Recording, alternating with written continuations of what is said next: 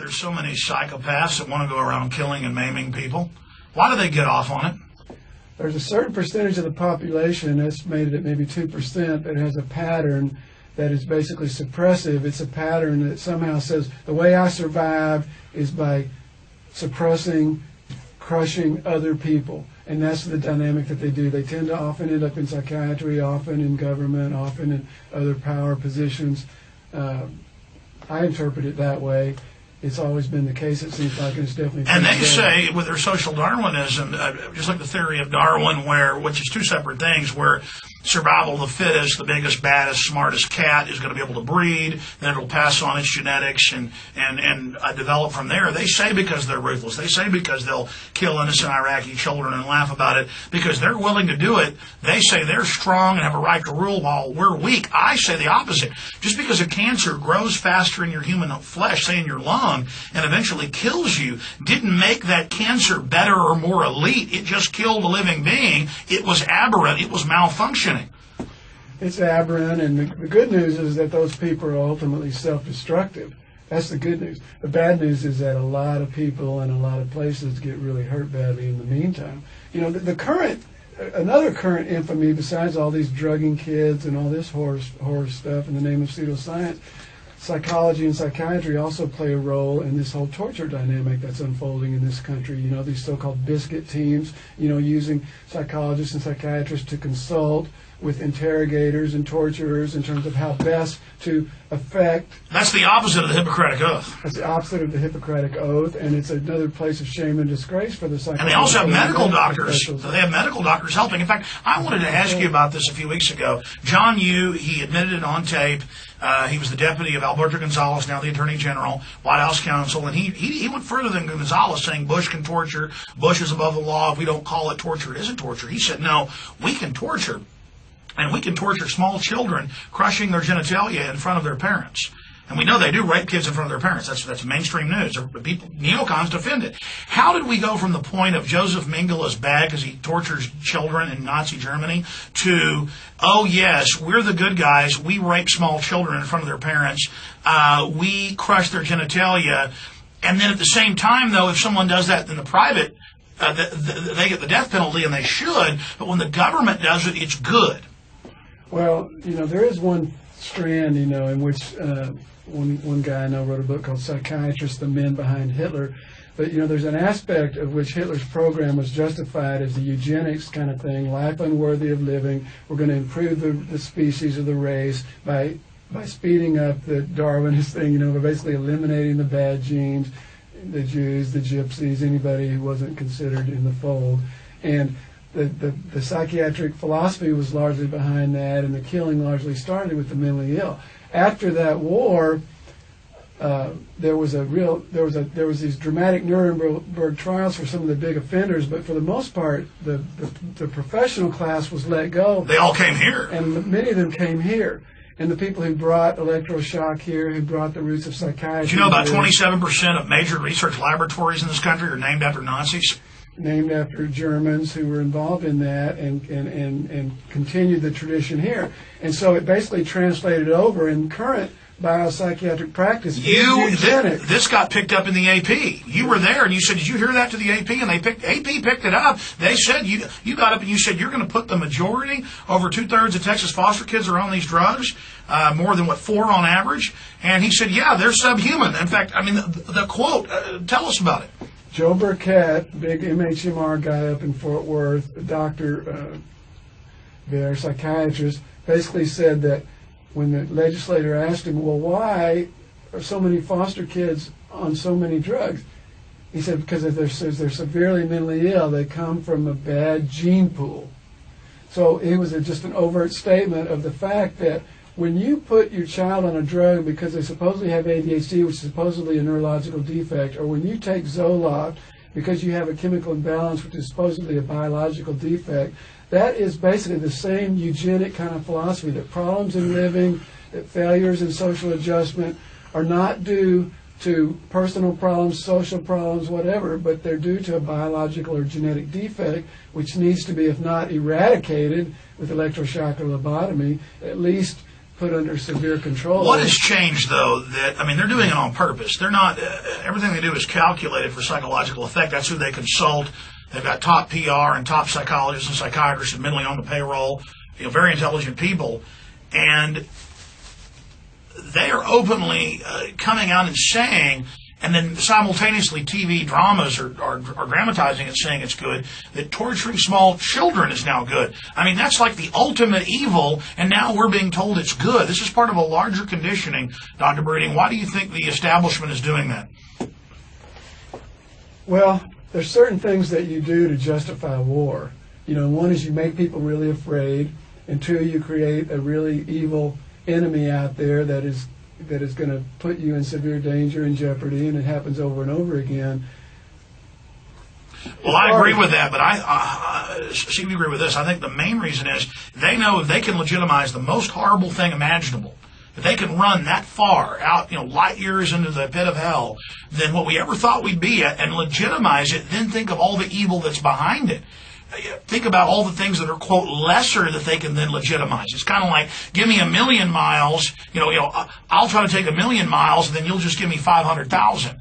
Well, I think that's true. I think the other part of it is that it's a very slippery slope. Once you start with saying, okay, we're going to reserve torture for some very high Al-Qaeda operatives or whatever, but once people start participating in that, it just unlocks this dark aspect of humanity, if you want to put it that way, of torture and torturer, and people get caught up in this, and it starts with supposedly a high operative, whatever, and pretty soon there's hundreds and hundreds and hundreds and thousands of people in Afghanistan being tortured, and pretty soon you have whole prison systems in Abu Ghraib and Bagram, and there's hundreds of black sites. They call them black world sites. And then the neocons go, look, they want to stay at Abu Ghraib. Oh, they're begging to stay at Camp X-ray, because it's then admitted later, if you read the actual documents, because they tell them, your brother went to the black site, he's dead. They actually killed them there. We're now going to take you to Eastern Europe, and they take them in with these former guards, Russian guards, torture them to death. This is all, but the neocons spin, oh, look, they want to stay. They like it. No, they tell them, you think this torture's bad, being chained up all night by your ankles, or being made to sit on your knees, or not being fed, or being force-fed, which is really a way to torture you with a tube. They torture the Falun Gong like that in China. And they go, no, please, don't send me there. I mean, this is unbelievable. It's unbelievable, and what I'm hearing more and more is that, basically psychology came forward and psychiatry and helped to develop in the 50s and 60s in conjunction with the CIA the modern interrogation methods, which are much less physical and much more psychological, and basically it involves some sort of sensory deprivation, isolation, or stimulation together with self-inflicted pain. So you put people in stress positions. And these two combinations of things tend to really break people. Well, we know they give them. They've got drugs combined with hallucinogens that, quote, guarantee to give you a bad trip. Like they give you a drug to make you nauseated and have a migraine with LSD. They inject you after 5 days of no sleep, being beat up. Then they sit there and put you on a table and slide you down into water. Then they dance around in devil outfits, and the people are vomiting, totally having psychotic breaks. Then they tell them, you're a terrorist. You're going to go carry out a terror attack, and it'll be real easy. We'll take care of you if that happens, or the demons are going to come back. So see, after hundreds of bad trips, it goes back to you and Cameron and the brainwashing you did for the CIA in Canada. This is how mind control's done. I mean, imagine you're on LSD with a migraine headache drug while people dance around in devil outfits. And then all of a sudden it goes away, and they give you a drug that wipes it, makes you come out of it. Now, see, here's the code word. It all goes away when you do what you're told. So they're actually making terrorists at these bases. Wanted to add that for you, sir. So all that goes on, but what they found is that the most powerful technologies really are the sensory deprivation, isolation, stimulation, and the self-inflicted stress positions, and they really work. And the really sad thing about it is that these young people that we send off to war, into the military and stuff like that, are just really vulnerable. The teaching is that you get caught up in a structure that supports that kind of dynamic, and very few people, unfortunately, have the incredible strength of character that takes decades to develop to not be susceptible to getting caught up in that kind of dynamic. So you take a good young man, and we hear this from parents more and more about their soldiers coming back, and they say, I sent the U.S. Army a good boy, and you brought me back a monster. Meaning someone who has been really deranged and disturbed and caught up in these evil acts. Well, they've never seen statistics of this type of murder. I mean, where units come back and kill all their wives, where they come back and burn their children up. or where they kill their commanding officers, or where they kill cops, or where they rob banks. Because once you've gotten somebody to kill little kids and laugh about it, they're not going to stop. And the danger is that these young people then come back and they're interpreted as mentally ill, and those young people, they're going to then be put on the same psychiatric drugs and attributed as weak. And they're now saying 25% of the troops are mentally ill and need drugs. Yeah, they're severely disturbed for good reasons, but they are not mentally ill and don't need drugs, that's for sure. Dr. Breeding, it really boils down to this. You got different types of people in this world, and you got a lot of sociopathic predatory types who get off and enjoy dominating populations, and they think it's a strength to be ruthless. They see us as hamburger meat at the store. They see us just as worthless. They see us as human resources, as they call us. And until the rest of us figure that out and stop letting their programming and their propaganda naively manipulate us, it's only going to get worse. I mean, at every level, the types of corruption we're seeing dwarf anything that's come in the past, which scares me. And if you look at tyranny and craziness by elites in the past, it always grows slowly and then accelerates, and then there's more activity in just a few months, a few years than there was in 100 years before. I forget who said that in history there's more activity in a couple of days than there is in generations. But that's now happening. By the way, we carry both of Dr. Breeding's best books. And so you need to get them. We have a package up there. We also have Dr. Eisenstein's book that goes with it in the package deal about educate before you vaccinate, about the nightmares that are happening there. Before we go to these calls, I wanted to bring this up. Horton down, putting RAF soldiers and others in gas chambers and murdering them, knowing they were going to murder them, releasing nerve gas, VX, sarin, killing them, dissecting their bodies. They know they did this to at least 45 at this one facility, and of course thousands went through it and have really bad health effects. But in Project Shad, thousands of U.S. troops were killed knowingly. How do you get a government that will just knowingly, the ringworm children in Israel, they tell them you're going to get a ringworm checkup for fungus, they radiate them and kill them, U.S. government paid for that. That's mainstream Israeli papers. That goes to the heart. The same crew with the forced drugging has done thousands of admitted tests in America to our troops and our citizens. And again, I go back to, these people really are sick, evil, dark people. They're almost like antimatter compared to like normal people. They're almost like the shadow world of that. Can you speak to that? Well, they're clearly severely disconnected from their heart and from their children and from all of life, and so how that disconnect happens for different people, I don't know, but it's just a severely painful thing to think about. And then, are a lot of them victims of abuse themselves? Well, I think everyone is a victim of abuse in the sense of having been disconnected, from the ability to really feel empathy. The other thing that happens, though, is that certain structures have more of an effect than the individual personality.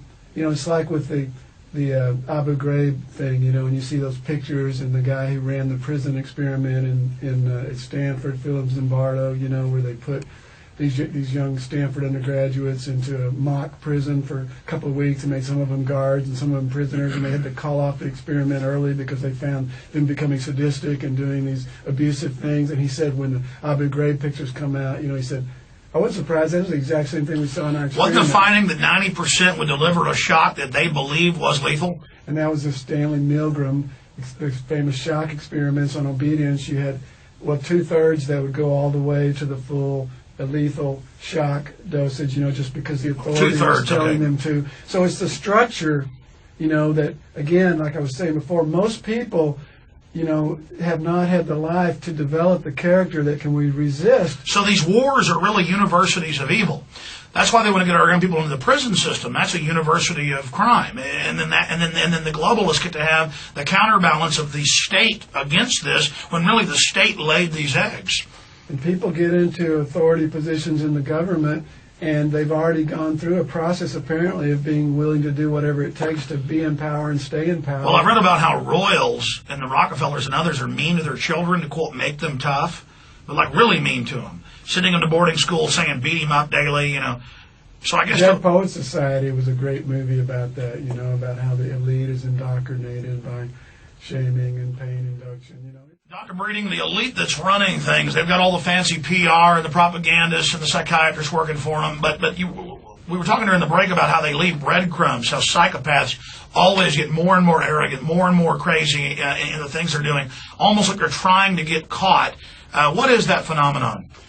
Well, for people like me who believe that human nature at its deepest is inherently good in the sense that we're connected, we're tending towards empathy and caring for each other, if that is human nature, then these deranged patterns violate that, and there's a tendency for people who are criminals to sabotage themselves, basically. So what we see with the Bush administration, for example, is they just leave evidence everywhere of that allows them to get caught. And you do it over and over again. They're not hard to catch, you know, with the torture stuff, with the wiretapping stuff, with the flu stuff. Whatever you look at, they leave evidence to get caught. It's our job to catch them and to hold them accountable.